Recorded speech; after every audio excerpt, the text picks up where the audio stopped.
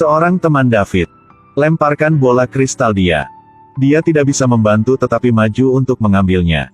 Karena ini adalah hadiah yang akan dia berikan kepada teman sekelasnya.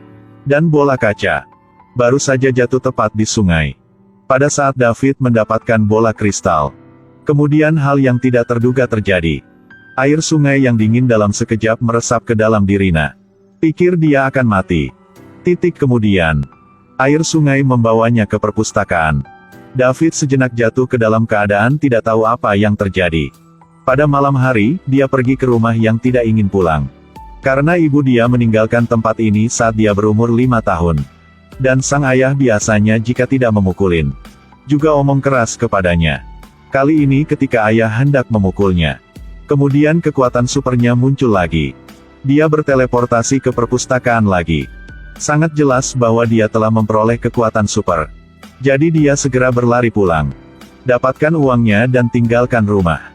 Kemudian dia mulai berlatih. Lihat saja atau pikirkan tempat yang ingin dia tujuin. Apakah bisa pergi ke sana secara langsung? Tapi dia mempraktikkan kekuatan ini. Bukan untuk bersenang-senang. Itu karena ingin merampok bank. Suatu hari, ketika dia pergi ke kamar mandi, dan lihat lokasi berangkasnya. Di malam hari dia membawa tas. Dan segera teleport ke berangkas. Tetapi sepertinya tas terlalu kecil. Jadi dia balik ke rumah untuk ambil spray. Bolak-balik berapa kali. Akhirnya kamarnya penuh dengan uang. Sedangkan banknya, semua anggota staf terkejut.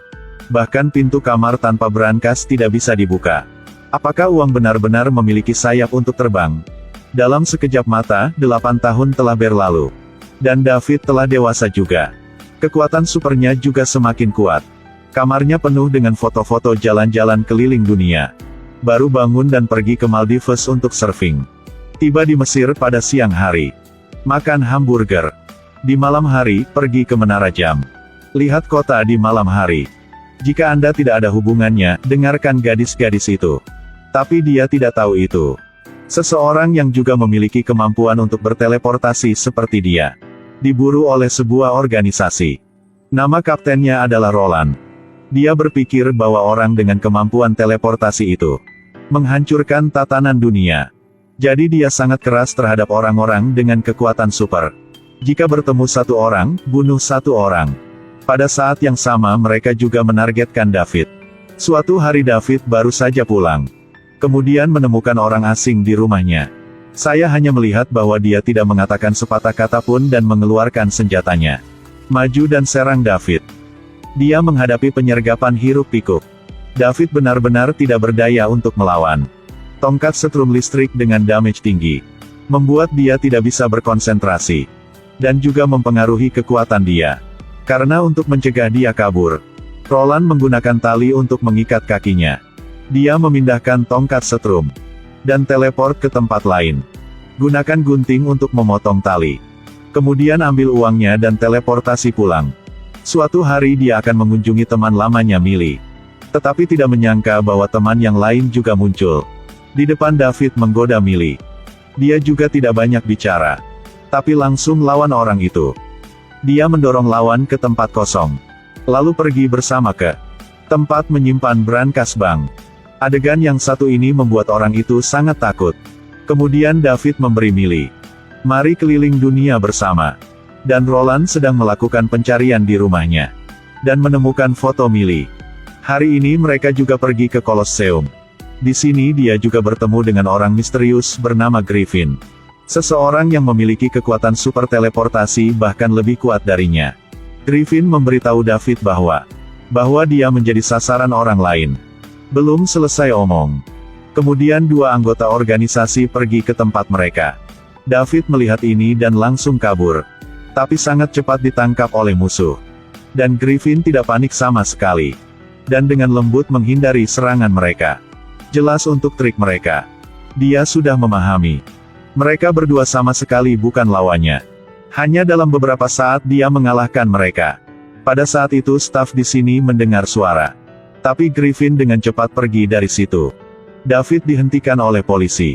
Tapi dia juga tidak bisa mengungkapkan kekuatan supernya. Begitu saja, dia dibawa ke kantor polisi. Tidak lama kemudian, seorang wanita datang. Adalah ibu dia yang sudah bertahun-tahun tidak lihat. Dia memberitahu David, "Jika ingin hidup, pergilah dari sini. Jika masih tidak mau pergi, Mil akan mati karena dia." Setelah mengatakan itu, dia pergi. Setelah keluar untuk mencegah Millie terlibat. Mereka udah putus. Lalu dia pergi ke markas rahasia Griffin.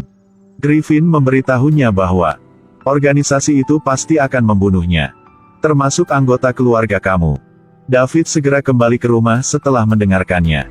Tapi ayahnya ambruk di tanah. Walaupun sampai di rumah sakit tepat waktu, itu tidak akan bisa menyelamatkan lagi. David sangat marah. Jadi dia menemukan orang yang dia kunci di bank. Seperti yang diharapkan, Roland sudah menemukannya. Selain itu, dia menceritakan semua tentang David. Untuk orang itu. Setelah mengetahui hal-hal ini, dia membawa alat bersamanya untuk membalas dendam pada Roland. Tapi Griffin menghentikannya. Karena dia sama sekali bukan lawan Roland. David memohon Griffin untuk bergabung dengannya. Tapi Griffin terbiasa jalan sendirian.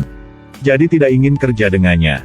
Di hari-hari berikutnya, kemanapun Griffin pergi, David mengikuti celah ruang dan waktu untuk mengikuti Griffin. Melalui desakan David, Griffin akhirnya setuju untuk bekerja sama. Dan di depan David lakukan beberapa operasi. Baru saja melihat Griffin masuk ke dealer mobil. Kemudian bawa mobil untuk berteleportasi keluar. Dia menceritakan bahwa saat dia berusia 5 tahun, sudah punya kekuatan ini. Apapun juga, dia juga bisa berteleportasi. Mobil sekarang berteleportasi di jalan. Bahkan bisa muncul di udara. Keesokan harinya, David menghubungi Millie.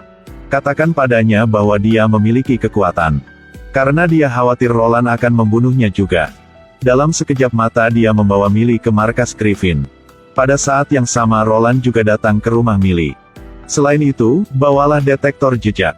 Pria ini setelah melakukan beberapa operasi.